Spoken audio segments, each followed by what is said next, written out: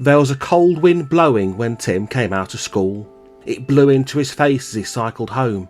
It was so cold that by the time he'd cycled across a bridge over the canal and reached the yard, he could scarcely feel his face. He turned into the little lane that ran to the back of the houses. The back gate of the house where he lived with Aunt May was open. He shut it after him and carried his bicycle up the steps and in at the back door. He wanted to clean and oil it, but it was too cold to work in the backyard. He was going off on a camping holiday with Aaron.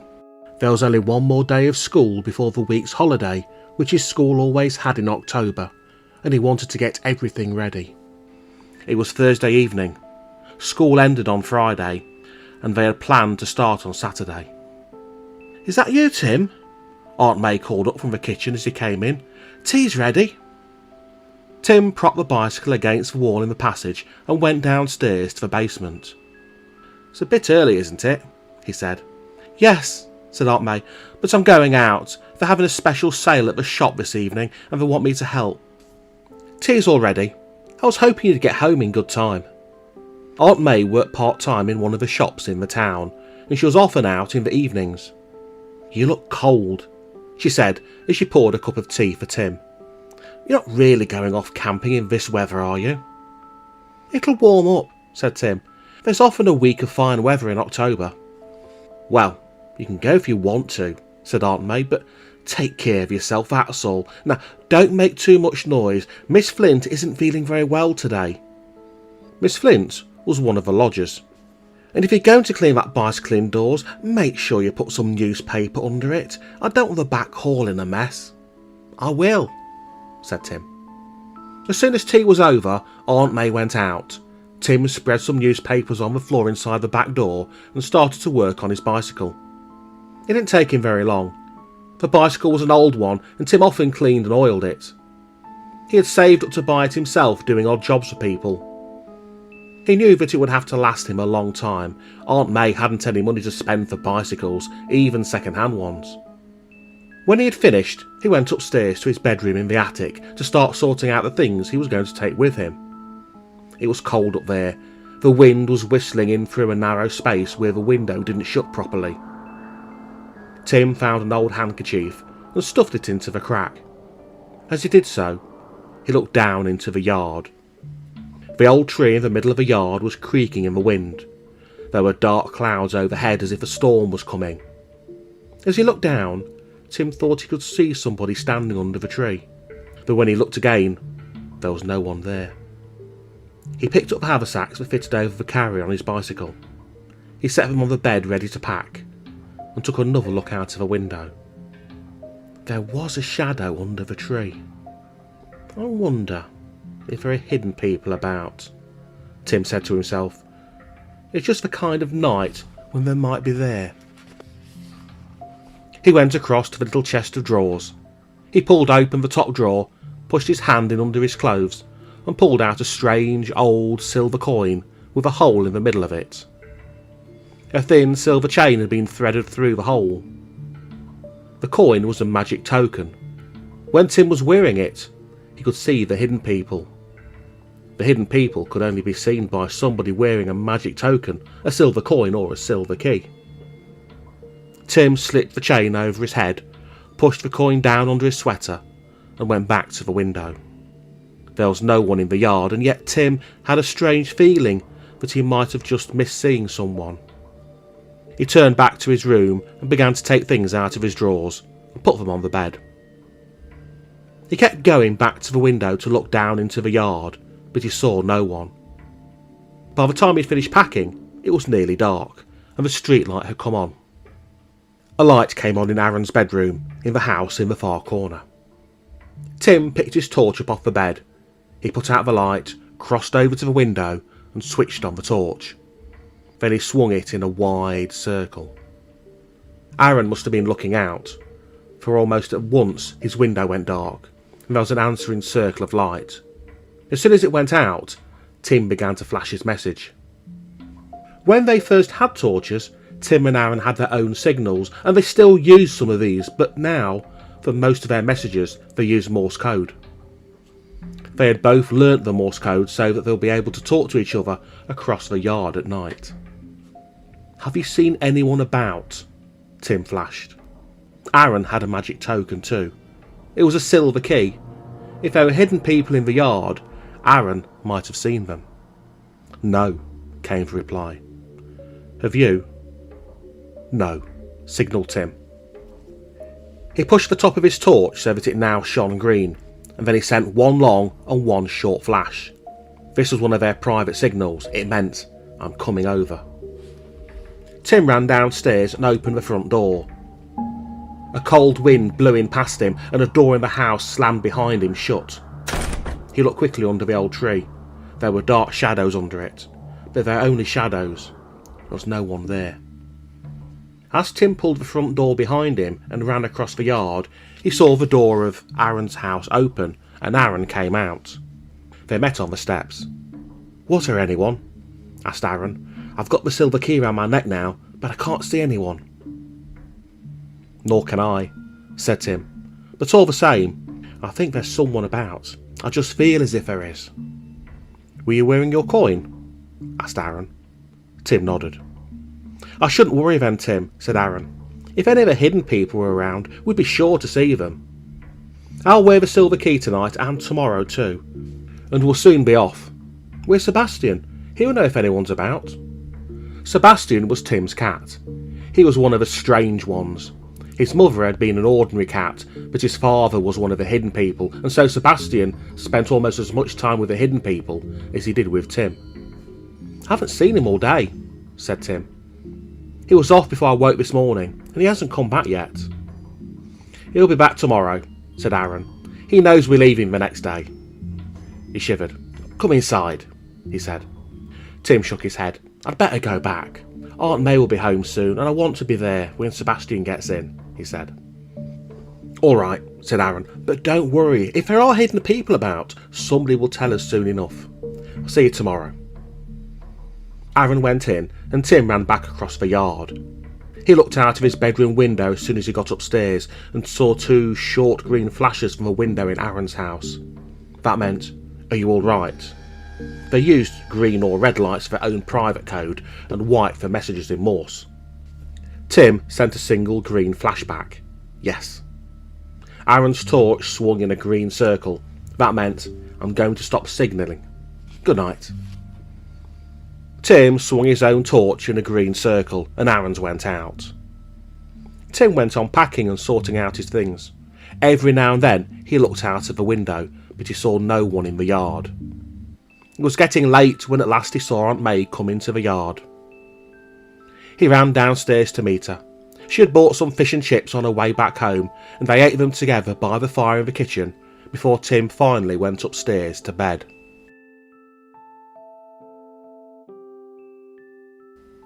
In spite of the cold wind, Tim left the window open when he climbed into bed. Sebastian was still away, and he wanted to be sure that the little cat could get in when he came back.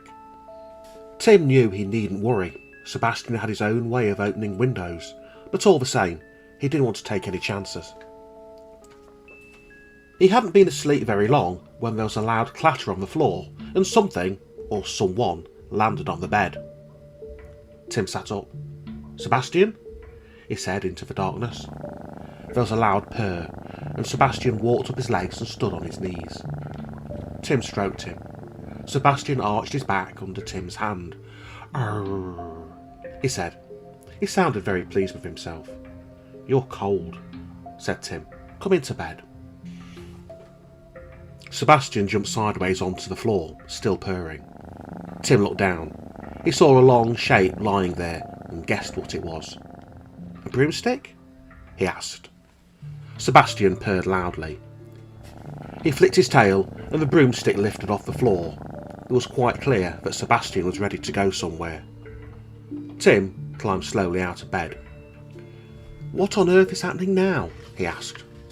He was used to flying on a broomstick with Sebastian, but he liked to know where they were going. Sebastian purred again and jumped onto the end of the broomstick. Tim shivered. "You'll have to wait," he said. "I'm not going like this, it's much too cold." He pulled his jeans and his sweater over his pyjamas, then he groped under the bed for his socks and shoes and struggled into his anorak. Sebastian twitched his tail. The broomstick lifted up higher and moved slowly out through the open window. It hung in the air just outside. Tim climbed out onto the sill and slid his legs over the broomstick. He gripped it with his hands. Sebastian's tail gave a great twitch and they were off up over the roofs of the houses and across the town. Tim drew a long breath. He gave a little shiver of excitement. No matter how often he flew on a broomstick, it was still exciting. The cold wind blew his hair back, and the lights of the town shone below him. Most of the houses were dark, but the street lights were on, and the traffic lights at the crossroads glowed red and green. They flew along the canal and over the roofs of the factories. Tim thought at first they were going to see Melinda, the safe witch who lived near Piper's Wood. But as soon as they were clear of the town, Sebastian swung the broomstick away to the right. They flew across the fields towards West Wood. As they came to the wood, Sebastian took the broomstick down lower. They swept in under the dark trees, following a path through the wood until they came to a big beech tree. Sebastian stopped the broomstick under the beech and held it steady just off the ground. Tim slipped off and stood up on the circle of dead beech leaves. Sebastian jumped off the end of the broomstick, letting it fall to the ground. He ran off a little way under the trees to Tim's right, stopped and looked back. He said. "I'm coming," said Tim. He followed as Sebastian led the way among the beeches. They hadn't gone far when the trees ended and Tim saw a big old stone barn. It loomed out of the darkness. Light was shining round the sides of an old wooden door. Sebastian ran right up to the door and mewed. Somebody must have been expecting them, for the door opened at once. A girl stood there in the light from the barn, peering out into the darkness. She was a little younger than Tim. She had long hair and she was wearing a tunic which came nearly to her knees. She had a cord tied around her waist and long, shapeless boots which were tied closely to her legs. "Morag!" cried Tim in surprise. "Morag of the Moor people!" For a moment he was so astonished he couldn't move. Morag was the last person he expected to see. She lived in Scotland in the far north. She had helped him to rescue 2 of the hidden people from the stone men. He had no idea she ever left the moors. Morag laughed and stood to one side. "Come in, Tim," she said. Tim stepped in through the doorway. The old barn was lit by candles set in bottles on the floor, and there was a wood fire blazing in the stone fireplace at one end. There were 2 or 3 old logs set on end for seats by the fire, and there was a pile of dry bracken in the corner. Tim guessed that Morag used it as a bed. "Whatever are you doing here?" cried Tim. "And how did you get here? Are you staying? Does Melinda know?" "You ask a lot of questions, Tim," said Morag. "But come and sit by the fire. I've a lot to tell you." Tim sat down on one of the logs and held his cold hands out to the flames. Sebastian rubbed himself against his legs, then sat down in front of the fire, purring. There was an old black saucepan steaming among the red ashes on one end of the fire. Morag wound a cloth around her hand, picked up the saucepan by the handle and poured out 2 mugs of steaming liquid. She handed one of them to Tim and sat down on a log, holding the other one in both hands. "I'll answer your questions in backward order," she said cheerfully. "No, Melinda doesn't know I'm here. Melinda is a friend of yours, isn't she? She's a safe witch." Tim nodded. He took a sip of the hot liquid in the mug. It tasted of fruit, but he couldn't tell more than that. The liquid ran down inside him, warming him. "I've heard of Melinda, but I've never met her," said Morag. "I don't need to go and see her now that I found you. I'm going back tomorrow night. I came down here with the nightmares. You remember the nightmares, the great dark horses who fly in the night? The nightmares were flying south, and I flew here with them. As to why I came. I need to see you."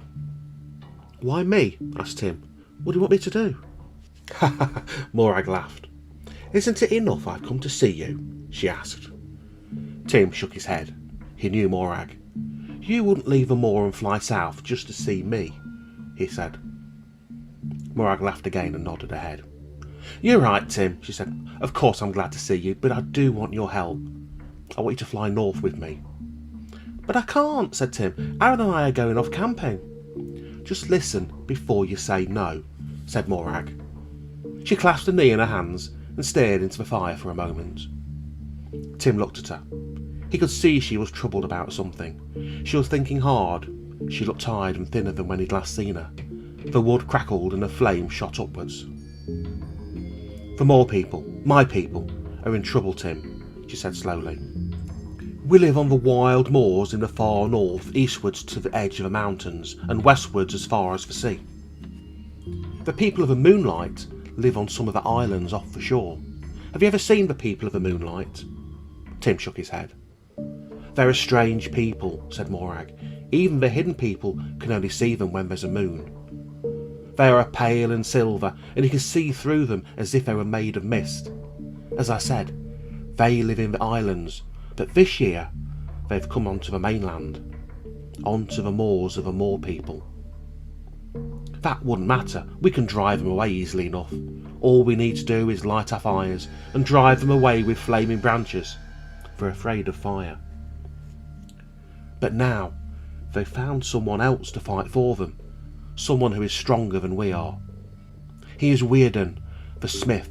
He is one of the old ones, the great old ones who lived in the country long ago. The magic of the old ones is very strong. Weirden, the smith, has been making iron men in his forge on Weirden's island. He makes them out of scraps of iron, but when he has made them, they come alive. He sends them out among the islands and across the moors, and they will do whatever Weirden tells them to do. We cannot stand against the Iron Men, and Weirden is sending the Iron Men against us to drive us away from our moors, so that the people of the Moonlight may leave their islands and come and live on the mainland." There was silence for a few moments. Tim breathed hard. "I don't see what I can do about that," he said. I don't expect I can fight the Iron Men if you can't, and if I did, Weirden would make more of them." "You can't fight the Iron Men," said Morag quietly. "None of us can. What we have to do is stop Weirden making them." "How on earth can you do that?" asked Tim. "We can't," said Morag. "But you could." "But how?" asked Tim rather desperately. "Weirden has a hammer," said Morag. "It has all the magic of 1,000 years in it. He used it to make the Iron Men in his smithy, the forge on his island. If you stole the hammer, he wouldn't be able to make any more Iron Men. And if you brought it to us, the Moor people would have to bargain with him. We would give him back his hammer if he called his Iron Men back to the island and left us in peace." "Why don't you steal the hammer?" asked Tim. "There must be men among the Moor people who could do that." "There is no one among the Moor people who can do it," said Morag fiercely. "There is no one among the hidden people who can do it, nor among the strange ones. The magic of that hammer is too strong, and Weirden keeps it in his forge on his island. The forge is guarded by a silver curtain. You've seen the silver curtain before. The old ones make them to guard their magic. None of the hidden people can go through them." Tim remembered the silver web in Diamond's cave. He'd been able to break through that when the hidden people couldn't. "You must come and help us, Tim," said Morag. "It won't be very dangerous this time. The people of the Moonlight can't hurt you. We'll make sure that Weirden leaves his island to answer some call from the hidden people. We'll take you to the island. All you have to do is get the hammer for us and bring it back to the caves of the Moor people. Then you can ride the nightmares home again." Tim sat looking at Morag and biting his lip. Morag made it sound so easy, but Tim knew that it wouldn't be easy at all. "I'll have to think," he said at last, "and I'll have to ask Aaron." "Bring Aaron with you," said Morag. "Then you can both go to Weirden's island. 2 are better than 1 when the old one's about." Tim stared into the fire. He was remembering the adventures he and Aaron had had in the far north. Everything had been all right in the end, and that was partly because of Morag. She'd helped him to rescue Gareth and Fiona from the stone prisons. But he very nearly hadn't managed to get back to safety. It was really Sebastian who'd saved him in the end. "Arr," purred Sebastian, as if he knew what Tim was thinking. He jumped onto Tim's knee and pushed his head under Tim's chin. It was quite clear that Sebastian wanted to go. "I'll talk to Aaron tomorrow and come back and tell you tomorrow night," Tim said. "Tell me now," said Morag. "We must fly north tomorrow night. It will take us 2 nights to reach the far north. There's no time to lose." "But we've got to go to school tomorrow," said Tim. "We're not going camping till Saturday." "But you're ready, aren't you?" asked Morag. "Why not set out tomorrow night instead? It would save a whole day." It was true, they were ready. There was no real reason why they couldn't start tomorrow. Tim made up his mind. "I'll see Aaron tomorrow," he said, "and we'll come here tomorrow evening. If we're coming north with you, we'll have everything with us. But I can't tell you now. I've got to talk to Aaron first." Morag gave way. "All right," she said. "Come here tomorrow as soon as it begins to grow dark. I'll have a nightmares waiting. You can leave home as if you were going camping, then no one will ask any questions. You can leave your camping things here in the barn and fly north with me. Your things will be safe enough here till you come back." Tim got up. "I'd better go back now," he said. Morag went across the door with him. "You must come and help us, Tim," she said as she opened it. "You're the only one who can really help us, you or Aaron. The moors belong to the moor people. Why should they be driven away from them?" "We'll come if we can," said Tim, "but I must talk to Aaron first. Good night. I'll see you tomorrow." He followed Sebastian out into the darkness of the wood, and Morag closed the door behind them. Tim waited for a moment or two until his eyes got used to the darkness. Then he made his way back to the big beech tree. Sebastian was already there, standing on the broomstick which hovered just above the ground. Tim sat down on the end of it and he gripped it with his hands. "All set, Sebastian?" he said. Sebastian purred. He twitched his tail, and they flew off under the dark trees.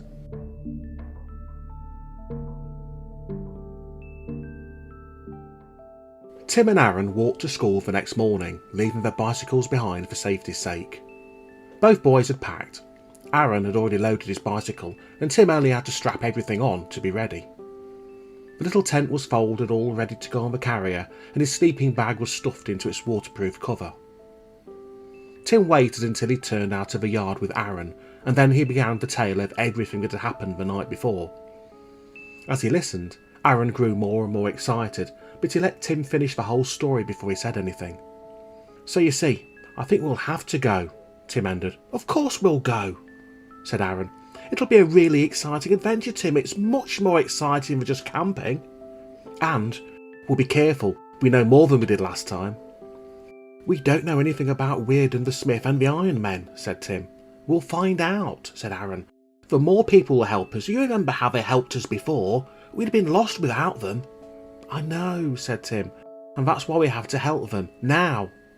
"I wouldn't miss an adventure like this for anything," said Aaron, "and neither would you."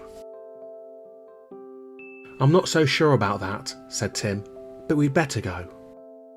He'd been worrying about what to do most of the night. He didn't know why he felt worried, but he had a feeling that something wasn't quite right. Perhaps Morag hadn't told him everything. He said as much to Aaron. "Even if she hasn't, you needn't worry," said Aaron.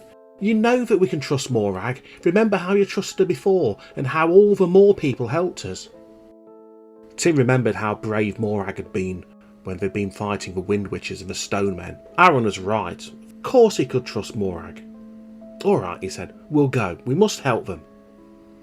Now that he decided what to do, Tim felt better. He thought of the nightmares and the journey they must make, and the little prickles of excitement began to grow inside him. "It'll be a fantastic journey north," he said. "I know," said Aaron. "I can hardly wait. It won't matter our setting off tonight instead of tomorrow. No one will mind that." "I hope you're right," said Tim. "I'm not sure what Aunt May'll say." "She'll let you go," Aaron said. "I'm sure she will." They turned in at the school gates. As it turned out, Aunt May had quite a lot to say. "But you were going tomorrow," she said. "I've got eggs and bacon in specially to give you a good breakfast before you start. I've got to go down to the shop now, so I can't stay and see you off if you go now. I can't even be sure you'll get a proper meal, and where will you go if you leave now? There's no time for you to do more than get out of town before you stop for the night. What's the sense in that?" Tim managed to calm her down, and she went off into town at last, not very pleased, but agreeing that he could go. The eggs and bacon were packed into Sebastian's basket, which Tim was going to tie on top of everything else on the carrier. Sebastian didn't seem to mind not having much room as long as he was going. Aunt May had left some sandwiches and soup for Tim. He drank the soup, but he was feeling too excited to eat very much. He ate one sandwich and put the rest in the basket with the eggs and bacon. It was a good thing that Aunt May had gone to the shop and didn't know. By the time Tim had fitted the 2 haversacks on each side of his back wheel and tied the tent, his sleeping bag and the basket firmly onto the carrier of his bicycle, Aaron was back. He popped his own bicycle against the railings and helped Tim to carry his down the front steps. "Oh," said Sebastian. He jumped into the basket on Tim's carrier. Tim and Aaron got on their bicycles and they set off through the gap in the houses. It was always a bit difficult at first cycling with such a weight on their bicycles, but Tim and Aaron had both learned to put the weight on the carriers behind them. They were soon cycling steady along the main road. Now that they were off, Tim's worries had dropped away. The boys didn't have much chance to talk. There wasn't much traffic on the road, but they had to keep a lookout for cars. Tim felt all the excitement of the journey growing inside him. They came to the turning for West Wood and swung away from the main road. They saw West Wood over to their left. There was no road to it, but a farm gate led to a footpath which ran along the fields to the trees. They pushed their bicycles along it until at last they came to the wood. Tim was almost sure he could find the barn again, but he didn't have to try. As soon as they came to the trees, Sebastian leapt out of the basket and ran ahead, leading the way. Morag was waiting for them under the beech tree. She greeted Aaron and they all went to the barn. "You can leave your things here," Morag said as she opened the barn door. "They'll be quite safe while you're away. I've asked my friends to see to that." "I didn't know you had friends here in the south," said Aaron. "The Moor people have friends everywhere," said Morag. Tim noticed that she didn't ask them whether they decided to go north with her. She seemed to take it for granted they would be going. "We should eat here before we go," she said as she blew up the fire and tossed more wood onto the glowing ashes. "It'll be a long journey and we can't leave before dark. It will take us 2 nights to get there. It's such a long way and we must spend 1 night on the journey." "Where shall we stay?" asked Tim. "You'll see," said Morag. "I know where to go. We must have supper now. The nightmares will come as soon as the light has gone from the sky." Tim took the eggs and bacon out of a basket and fried them in a pan over the fire. Morag had some potatoes too and she cooked them in the ashes. She gave them to the boys split open with butter and salt. Then she gave them mugs of steaming fruit drink that she'd given Tim the night before. By the time they'd finished and eaten the last of Tim's sandwiches, they were ready for anything. It was growing dark inside the barn. The sun was beginning to set and the shadows of the trees fell across the little window. There are many questions Tim and Aaron wanted to ask, but Morag would tell them nothing more. "You must wait now until we get there," she said, when Aaron began to question her about the Iron Men. "Weirden the smith makes them. He's making more of them all the time. How do I know what has happened while I've been away? And when you see the moors and the great stones and the islands, it will be so much easier then to tell you what you have to do." "Is anyone likely to try and stop us getting north?" asked Tim. Last time they'd gone north they'd been enemies on the road. Morag shook her head. "Why would anyone try to stop us?" she said. "The danger is all in the islands. We should ride the nightmares north tonight and no one along the way will care whether we go or not. There won't be any enemies this time on the road to the north." At last the sun set and the stars came out. They tidied up the barn and stacked their cycles and their camping gear in one corner. Morag picked up a red leather bag and led them out into the darkness of the woods. They followed her through the trees until they came to a clearing. The stars were shining brightly and the wind had dropped. It was very still. From time to time they heard little rustlings in the wood and once a twig snapped, but no one came, and they waited silently under the trees on the edge of the clearing, peering into the dark. Tim's feet were beginning to feel cold when there was a gentle rushing sound in the air above him, and 3 great dark blue winged horses swung out of the night sky and landed on the dark grass. They tossed their heads and shied away as Morag moved out towards them as if they were ready to leap into the air at any moment, but she called softly to them and they came slowly towards her. Morag stroked the horses' heads for a moment.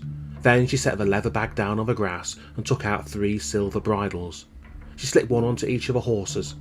They stood there breathing rather hard and shifting their feet, but they accepted the bridles quietly. Morag turned to the boys. "Mountain ride," she said. She picked up the leather bag and leapt lightly up onto the back of the nearest horse. Tim and Aaron went to the other two horses. It was more of a struggle for them to mount than it had been for Morag, but both of them had ridden the nightmares before, and they managed to scramble onto their backs. Sebastian ran up to a nearby tree and took a flying leap onto the shoulders of Tim's horse. The horse started but stood quietly again as soon as Sebastian purred. The little cat settled himself down in front of Tim. "You ready?" whispered Morag softly. "Then fly, nightmares, fly!" The three horses lifted their great wings, one after the other. They each took a little run across the clearing and swept up over the trees. Tim looked down. He saw the wood drop away below them. He could see the lights of cars along the road and the canal shining like a thread of grey silk in the distance. The lights of the town lit up the sky to one side. Then they were over the town and beyond it, and then over the countryside again, flying north. There was no wind. The sky was clear and the stars were as bright as if they'd been cut out of shining gold. They could see the dark countryside below them. They kept as far away from the towns as they could. At first there were ploughed fields and woods, but soon they were flying over the hills, and only the lights below them came from the scattered farms or cars' headlights, picking up the stone walls along a dark road. The moon came up and the country below was lit with a silvery grey light and splashed with dark patches of shadow. On they flew, further and further north. At last they saw the sky in the east beginning to grow pale, and the great horses began to swing downwards. Tim saw an old ruined tower below him, standing under the crest of a hill. The horses swept down towards it and landed gently on the grass, outside a stone gateway. There was no gate, and the long grass grew against the old stones. "We must spend the day here," said Morag. "The nightmares will hide in their caves until the sun has set and then return for us." She slipped off the mare's back and took off her bridle. Tim and Aaron slid to the ground. They were stiff with cold and the long ride. Morag took the bridles from their horses. She packed the bridles into a red leather bag and slung it over her shoulder. "Fly, nightmares, fly," she cried. "Come back to us when the sun has set." The great horses sprang up into the air. The boys stood watching them till they flew out of sight over the hill. "This way," said Morag. She led the way through the stone gateway and across the grass into an opening into the ruined tower. "Where are we now?" asked Aaron. "Across the border," said Morag. "This is where I stayed when I flew south to find you. The journey is too long for the nightmares to fly the whole way in one night." Inside the tower it was very dark. Morag felt along a wall. After a few moments she struck a match, and they saw that she was lighting a lantern. The boys looked around. They were standing in a square room. There was a fireplace at one side full of wood ash and a pile of wood near it. A great pile of dry bracken was heaped by the wall. There was no door and no glass in the narrow windows. On the far side of the room an open staircase led up into the tower. Morag put the lanterns down by the fireplace. She piled sticks onto the grey ashes and lit them. "Make up the beds," she said to the boys. "We shall stay here all day. We must get some sleep." Tim and Aaron made 3 heaps of bracken near the fire. "I wish we'd brought our sleeping bags," said Aaron. "You must do without them," said Morag. "You have to travel light when you fly in the nightmares." She picked up the lantern and went over to a corner of the room. The light showed an old wooden box standing there against the wall. Morag opened the lid and took out a loaf of bread and some cheese. She broke off large pieces and handed them to Tim and Aaron. "Eat this before you sleep," she said. They sat down on the bracken by the fire and ate. Both Tim and Aaron shared their cheese with Sebastian. Morag went outside. She came back with a jug of water, and they all drank from the jug. "We must sleep now," said Morag. "The sun will soon be up." Aaron made up the fire, Morag blew out the lantern, and they lay down on the bracken. Tim lay gazing at the flames. He was still cold from the flight, but the fire was beginning to warm him. He began to think about the Iron Men and the people of the Moonlight. He wondered where they would be the next night, and the night after that, but he was very tired. He closed his eyes, and he slept.